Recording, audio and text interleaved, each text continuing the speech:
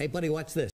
Hello, hello, Regis Kilbin is the name, and Hearthstone is the game, and this is Invalid Deck Challenge number 5. Now, if you're not familiar with my Invalid Deck Challenges, essentially what this is anytime you create a deck in Hearthstone, but you don't add any cards and you still hit done, it will tell you it's an invalid deck, you're 30 cards short of a full deck. Do you want to finish it automatically?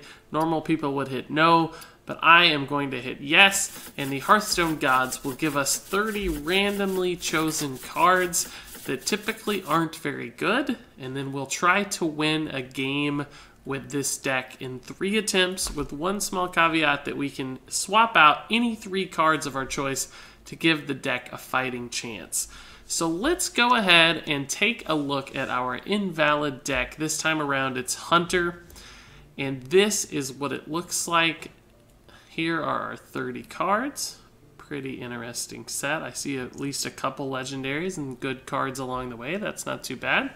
When it comes to mana curve, it's a really smooth curve that's very aggressive, which makes some sense for Hunter, so that's not a bad sign. A lot of 1-drops, 2-drops, and 3-drops start to trend downwards, but we do have a couple heavy-hitting late-game drops as well. It looks like Rend, Blackhand, and Savannah Highmane. Okay, interesting.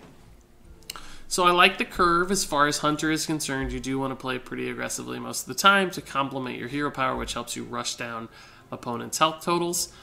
Looking at the cards, I want to go through them all, basically, and see how they fit into the list and what makes sense and doesn't make sense. And once we've kind of taken stock of the card quality, we can choose our 3 cards to swap out for 3 improvements based on the style of the deck that we determine along the way, and maybe some strong synergies that show up as well. So let's go ahead and take a look at all these cards, starting off with Arcane Shot. It's a 1-mana spell that does 2 damage. I think this is fine. It's not a great 1-drop, but it is damage. As long as we have some card draw where really low value cards like this don't punish us too hard, I think we'll be okay. This can hit the face, it can clear some early game stuff like Knife Jugglers, so I don't mind keeping these. Argent Squire, one of the most high value 1-drops in the game. It's important for us to get off to a really strong start, it looks like, with this deck, given the low curve. We want to get minions out and start hitting the face, so I'm really happy with 2 Argent Squires. That's a pretty fantastic pair of openers. Shield Bearer, on the other hand, is not so great as a 1-drop. It can't attack at all, and we want to do damage. It does have a nice health total and a taunt that could protect some threats, but I don't know. With the nature of this deck, playing this on turn 1 would feel pretty bad.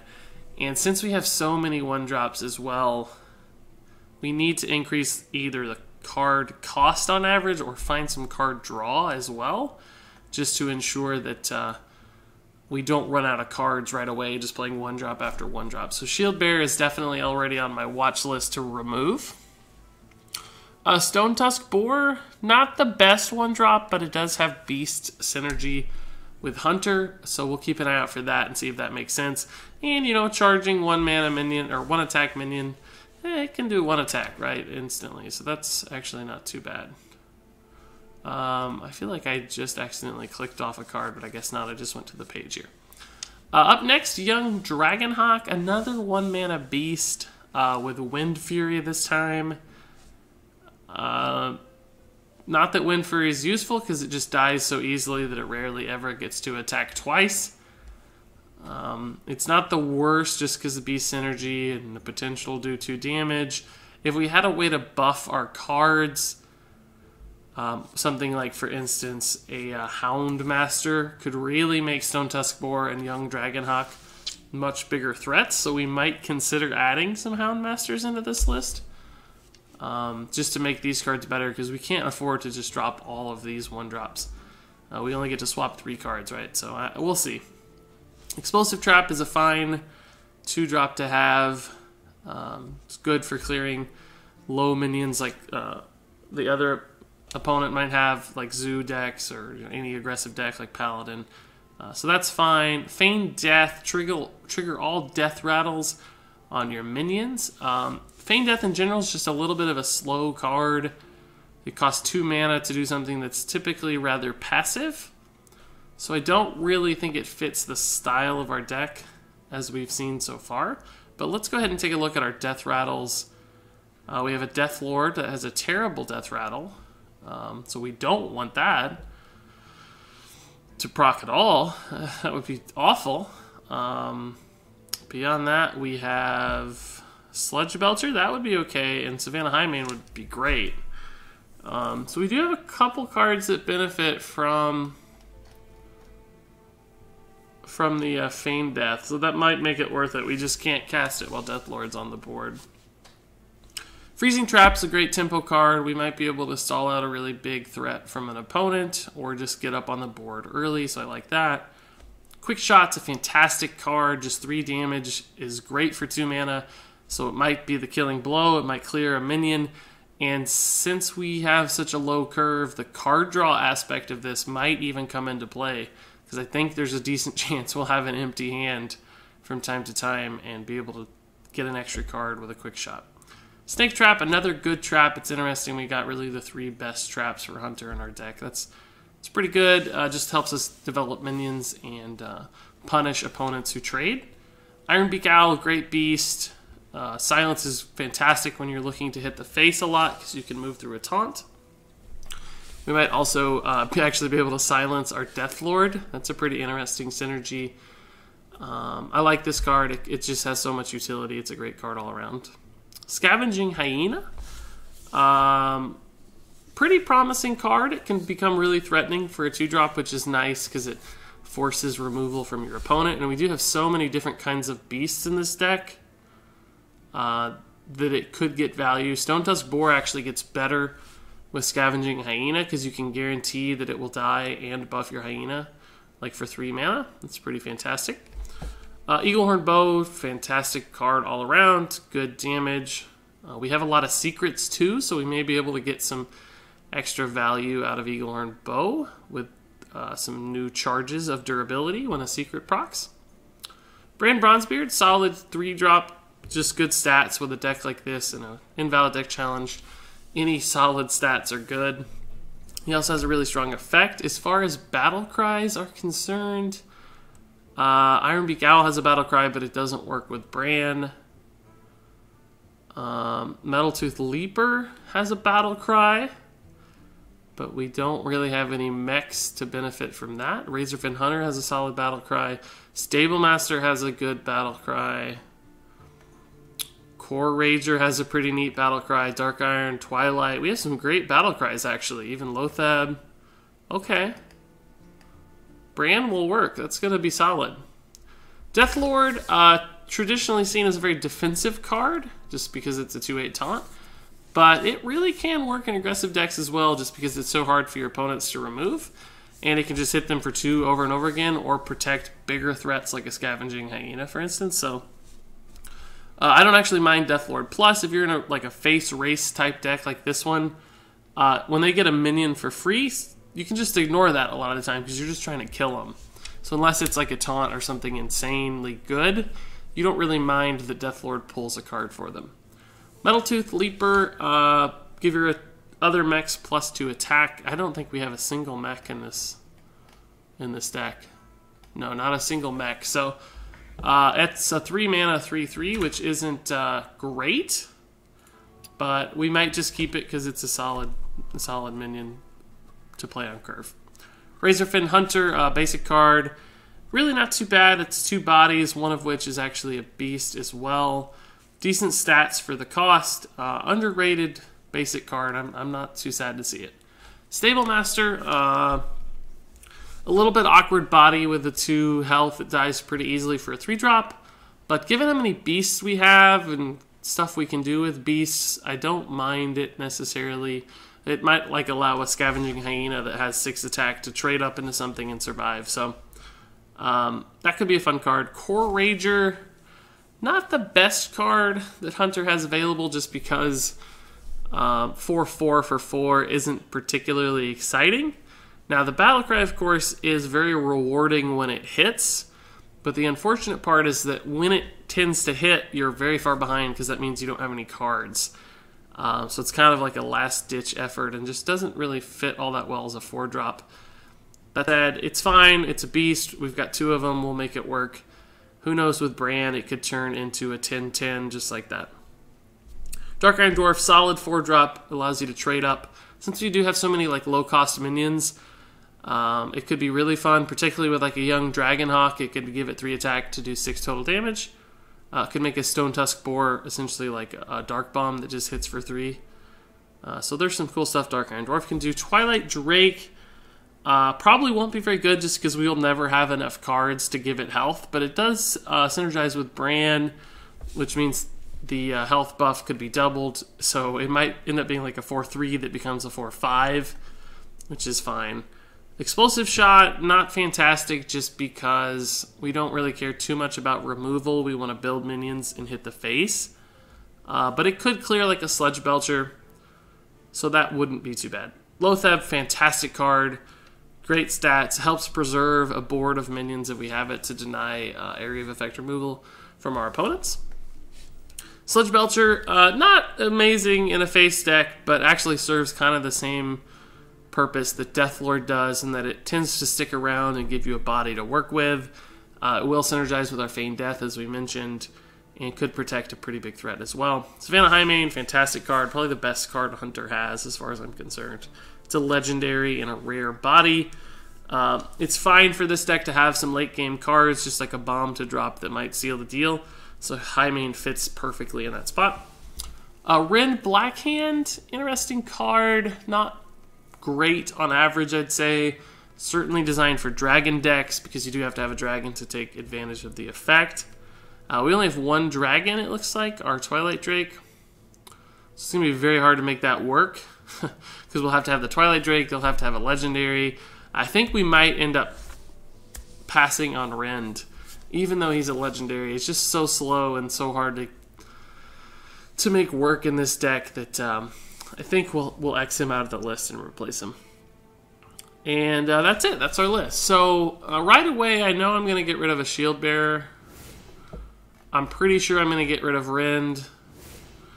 And going from there, I get to replace 1 more card. So what can we ship back? I think we want to add a Houndmaster just because it's very good. So that would give us 5 4-mana cards, which might be a little hefty in a deck like this. But yeah, maybe we'll send out the Twilight Drake and replace it with a Houndmaster. So now we have 2 more additions to make. I wouldn't mind having some more card draw. Let's say draw. I don't know what the best thing to search here is, but what can we use to draw cards that would fit into this deck? Loot Hoarder might work okay, because it does synergize with Feigned Death. It's a low-cost minion.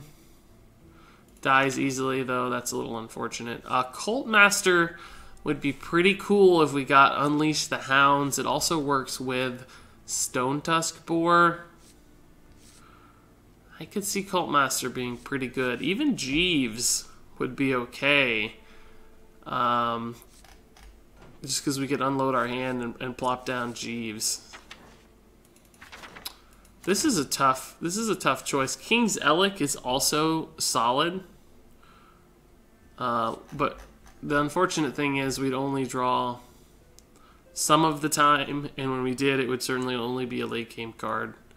We're unlikely to win it otherwise.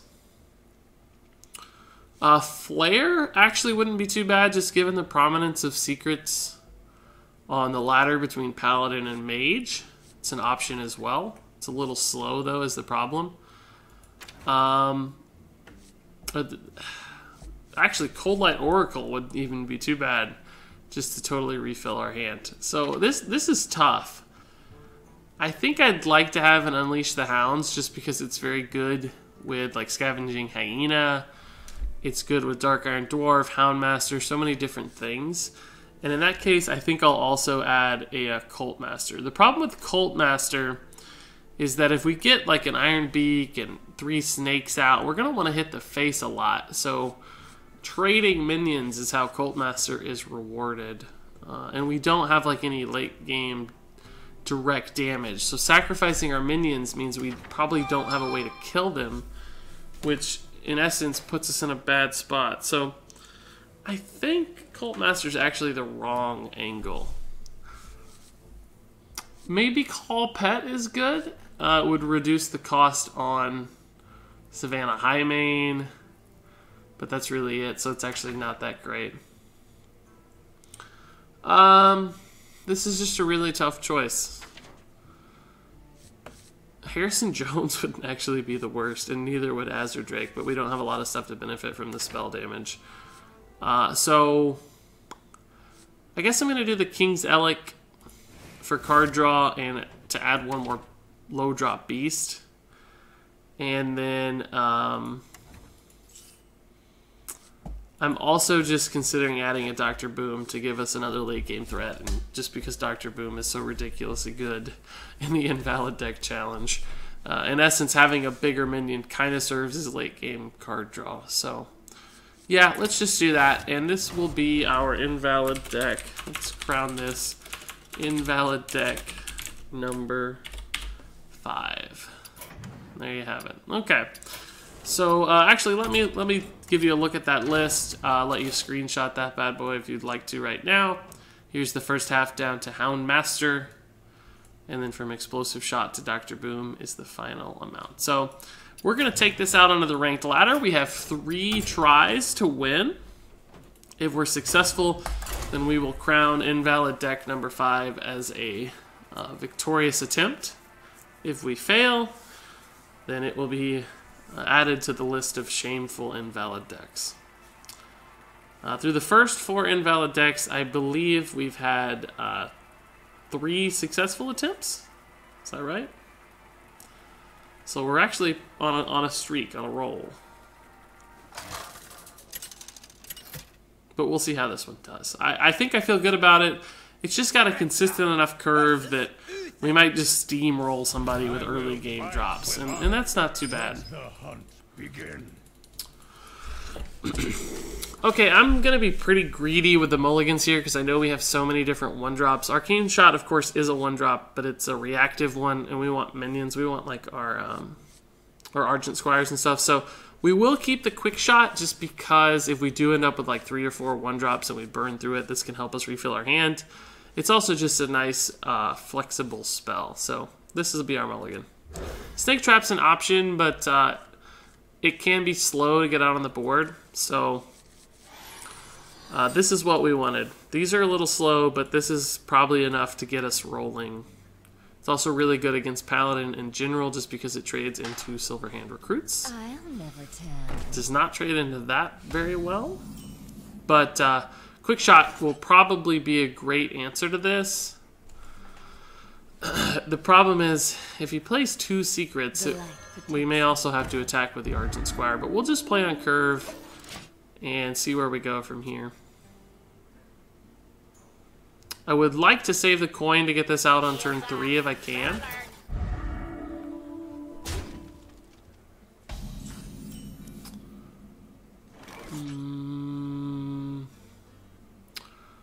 This makes our life a little harder. This is just awkward. We could play the Scavenging Hyena just as a body. But I think Quick Shot on the Secret Keeper is still fine. Just because of the potential it represents.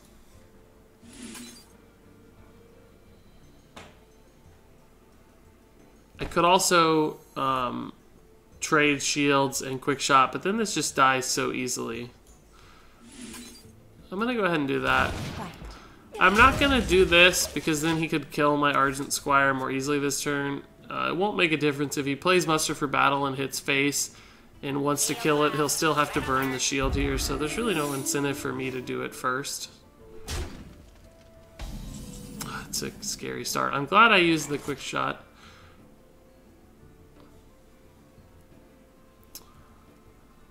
He didn't pop the shield, so now the Dark Iron Dwarf is a much worse play.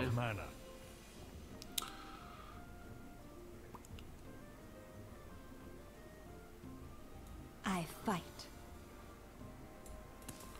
This is actually a tough decision. I think I'm going to attack to see what the secret is. If it's Noble Sack, it's not. It's Avenge, likely. I think I have to just send this out to die, but I'm just going to play the Argent Squire in Hero Power. This is kind of a hilariously symmetrical board, where his is just objectively better. We might coin out the Belcher, depending on what he does. If he, like, Blessing of Kings, yeah, that's tough. Just taking a lot of damage at this point.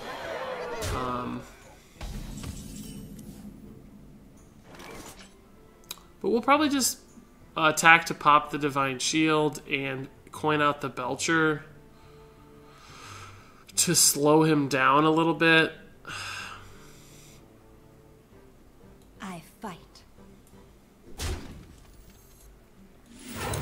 If he trades here, it goes to 3. We can do something like Argent Squire, Arcane Shot, or Dark Iron into an Argent Squire to kill it off.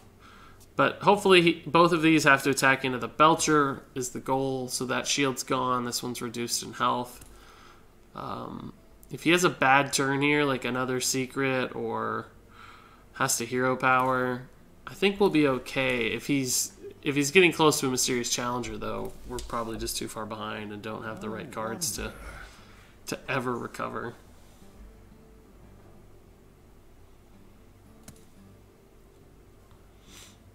If he has another Sludge Belcher, that'd be tough too. We just want him to play off curve. So Arcane Shot might be the answer here.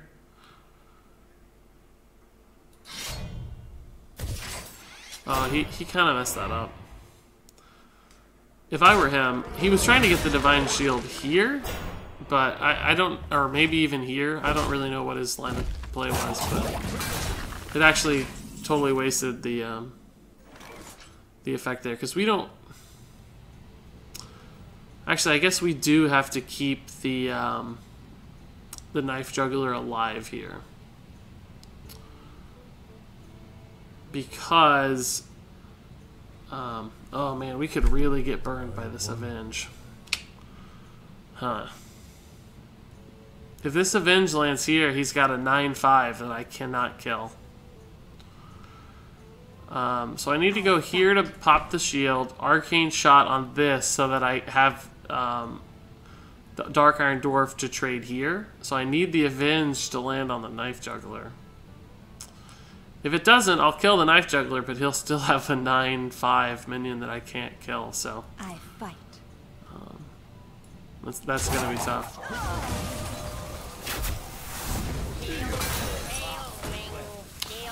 Oh, it's Redemption. That's actually... Oh my gosh, that's scary. That's actually okay. It's not what I expected it to be, but it's better than a 9/5. I'd take a 2/1 with Taunt any day. Still got a good board though, and we don't. And we haven't hit him for very much damage yet either. He just keeps going face. That's really intriguing to me. I thought he would have face and cleared here, but he did not. Okay, so we don't have a good play. We'll just open with the King's Elic to see what happens.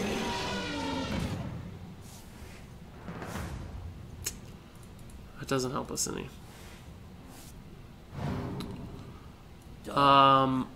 I know this looks awful, trading a 4/3 into a 3/2. I gotta try though. The problem is he might just be getting another 3/2 out of it from an Avenge. We also might get Noble sacked and not be able to kill it at all, but we have to try. Yep, Noble sack. We didn't have anything. Oh, that's really unfortunate too. The knife hitting there, that's pretty sad. I'll play the Core Rager because it's got the biggest body, even though it won't be buffed. Are we just dead though? 5, 6, 8. He has 8 damage. It's curious to me that he didn't hero power last turn, or did he? He had 3 mana. Oh, I guess he did. Reporting for duty. To arms, men. I think that's just lethal, right? Yeah, that's just lethal.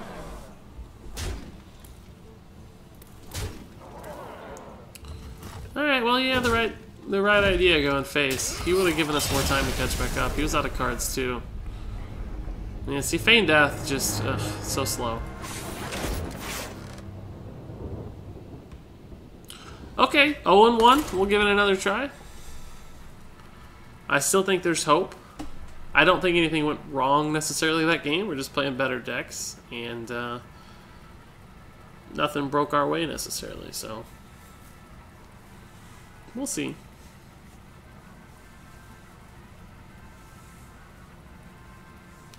In general, I think Hunter has a little bit of a disadvantage in the challenge just because its hero power doesn't affect the board, and you need to get as much value out of all your resources as you can with this challenge just because your card quality on average is lower. So whenever you can make that 2-mana count, like we had to use our hero power on turn 3 last time, and that's not a lot of value. We just hit him for the face and didn't do anything. So it's unfortunate we didn't have a 2-drop. Well, we actually did, I guess, the Hyena, but a more playable 2-drop. Anyway, regarding the mulligan, these are all a little too slow. Explosive Trap I might keep against some decks, but I don't think it's going to be valuable against Rogue. Most of their minions have 3 health or more. No 1-drops or 2-drops out of 7. We have like 7 1-drops in this deck, and we didn't get one. That makes me a little bit aggravated. And we don't actually even have a 2-drop minion. We have Snake Trap, which is only good with minions. I mean, half of our deck, wow, half of our deck is 1 and 2 drops. And we didn't draw one. I'm playing that just to develop it with the mana because the hero power is pretty useless at this point. We might play Bran. Thankfully, he's off to a bit of a slow start as well. It's odd that he didn't attack face. I guess he's scared of Bear Trap. Maybe rightfully so. I'm actually going to play the Metal Tooth. It does synergize with Dr. Boom, I realize, with the Boom bots, but I don't want to play the Brand because it could just die too easily and it's too high value. He could kill it with like an Eviscerate and not even proc our Snake Trap.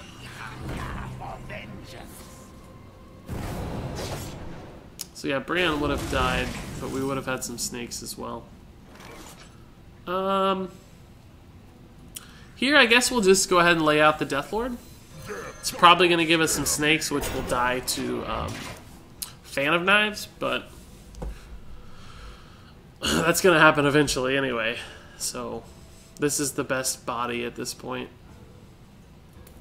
He's probably very confused why we have Deathlord and Metal Tooth Leaper in our deck at this point. This is rank 10, not very high at this point in the season. In fact, pretty low. I haven't had time to ladder, so Attention, class. he's probably very curious how we got here with this deck. Huh. If he doesn't prep Fan here, that was an odd decision. He didn't have to do that. If he prep Fans, it makes sense. No prep Fan, that was such a weird decision. We don't really have a good way to punish, though.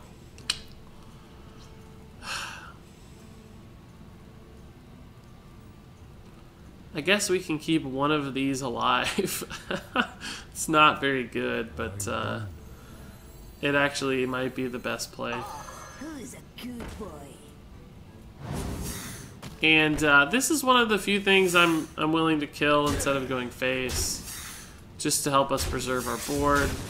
We won't play this out because it's just too susceptible to stuff like Blade Flurry when there's already a few low health minions on the board. Just gonna save it. We've got the high main into Dr. Boom, so I don't think we need to be too greedy at this point.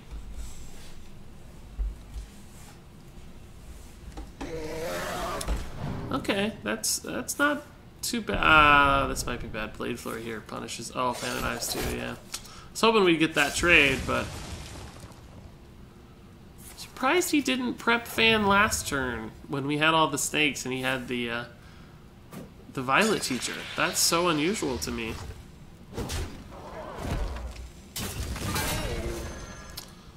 Yeah, that's a lot of spell power we cannot deal with. We'll just play this. It's fine. Everything else is not good. Brand dies too easily with the board. This might be a little awkward for him. He could Blade Flurry to kill the first half. He also has a card called Sap, which is very good against things like Savannah Highmane, so that sucks. And now he's got 12 damage on board, and we might just be dead next turn. So that is a tempo play if I've ever seen one. Sap is just so high tempo. We'll play the Boom now, of course. It's a little less susceptible to Sap.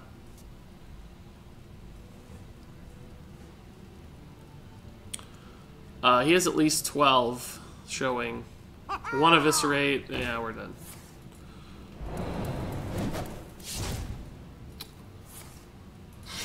We are dead. Didn't even need the South hand.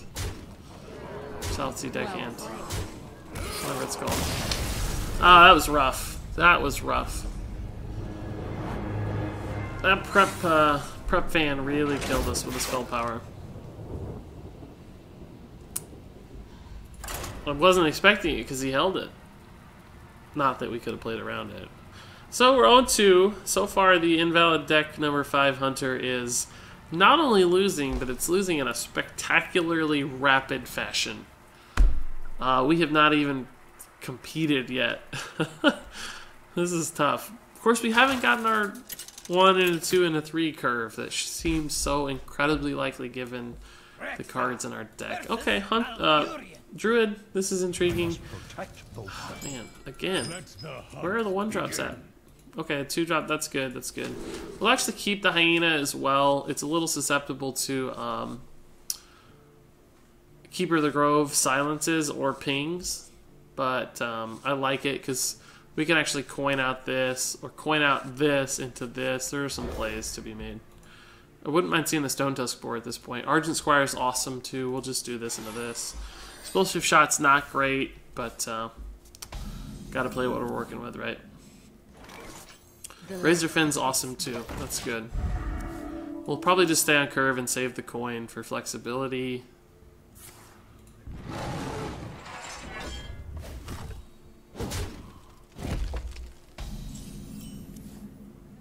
Deathlord's actually solid as well. It's really intriguing that he did not attack the Argent Squire. I find that quizzical.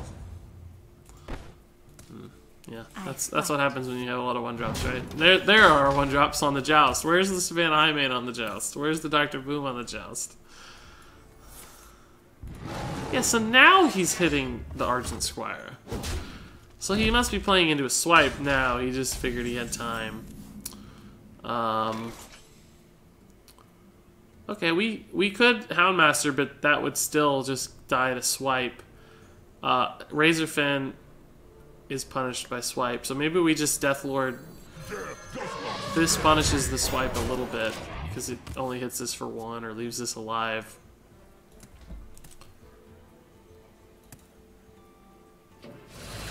Shredder, we can work with Shredder. And now we actually probably just Houndmaster and go face. Worst case scenario is he oh, we could also Hyena, but it only gets 1 buff, so it still dies to a lot of Druid stuff and is susceptible to silence a little more. Actually, the fact that this gives it Taunt is a little annoying because it's more susceptible. We could just trade next turn. That's not too fun. Maybe we just play the Core Rager unbuffed to develop the body. And still, though, even if he kills it, we're getting 5 damage right now. This is still alive behind this. We'll just smork it. He's already down to 18. He's got a good trade, but that leaves 7 on the board. Swipe cleans up some of it, but we still have the Deathlord.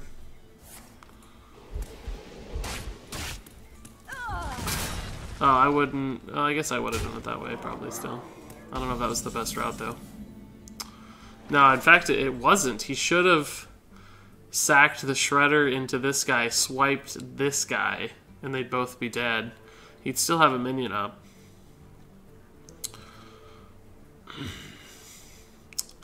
He just used swipe right, so I think I feel a little better about playing Razorfin Hunter. Everything's at like uneven health totals. And we can hit him for 8 with the hero power.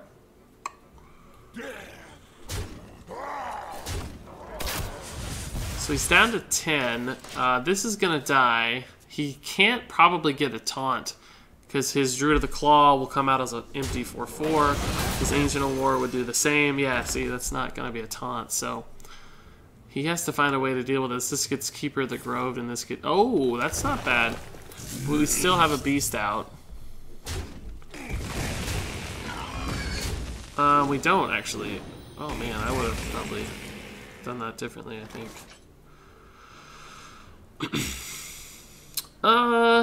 Let's see. We can do 6 damage right now.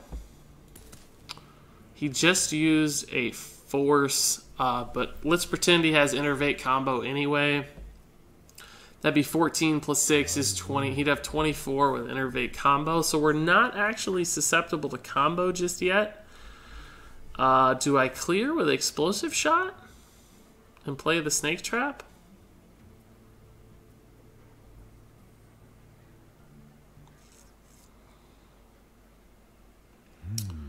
Yeah, maybe I do, because then he'll probably try to hero power down the Razorfin. He could also Living Roots or... Could also just Arcane Shot the Sun Fury and not trade, so that this is more likely to live. I'm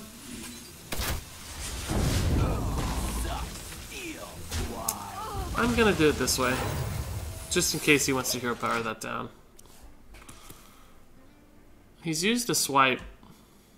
I saved this one just because it can always go face. Like, we have 4 damage in pocket. Yeah, so he is using the hero power on it. We do get punished by swipe a little bit, but he still has to eat 2 damage here. He has to waste a swipe on the 2-mana card. Innervate Ancient of War is going to really hurt. Ancient of War does not, though. Do we have lethal? No, we don't have lethal. We have 1, 2, 3, 5, 7. Oh, he healed. Oh, I thought he drew. Yeah, we definitely don't have lethal then. We do have this, though. This just gets burned by silence so hard, though.